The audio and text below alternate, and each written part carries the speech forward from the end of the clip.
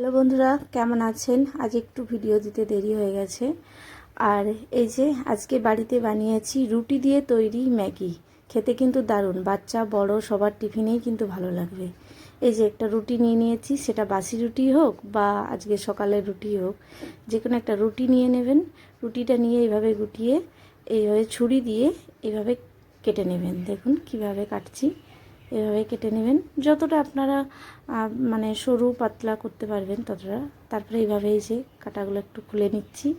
একটা প্লেটে নিয়ে নিয়েছি, এটা তেল নিয়ে নিয়েছি, কড়ার মধ্যে সরষার তেল নিয়েছি, কিন্তু একটা ডিম দিয়েছি। আপনারা যটা রুটি নেবেন সেই পরিমাণে ডিমটা দেবেন।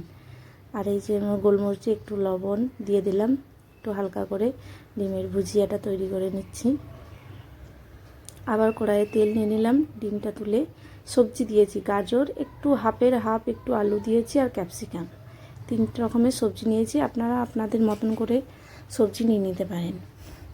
একটু ফ্রাই করে নিয়েছি, 2-3 মিনিট ফ্রাই করে একটু গোলমরিচের গুঁড়ো, একটু হলুদ, একটু লবণ, একটু জিরের গুঁড়ো দিয়ে দিচ্ছি। দেখুন, তারপরে একটু হালকা ফ্রাই করে নিয়ে পেঁয়াজ আর আদা কুচানো, রসুন কুচানো আর লঙ্কা কুচানো, সব কুচানো পেঁয়াজ আর সব কিছু দিয়ে দিলাম।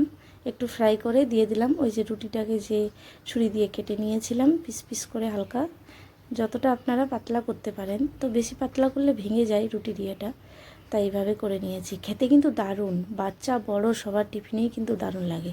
আর ম্যাগির প্যাকেটে দেখবেন একটা করে ম্যাগি মশলা থাকে, সেই ম্যাগি মশলা হাফ নালে একটা গোটা দিয়ে দেবেন। ডিমটাও ভুজিয়াটাও দিয়ে দিলাম, কারণ বাড়িতে বানানো রুটির ম্যাগি মানে ম্যাগি মশলা একটু দিতেই হবে, তাহলে কিন্তু টেস্ট লাগবে।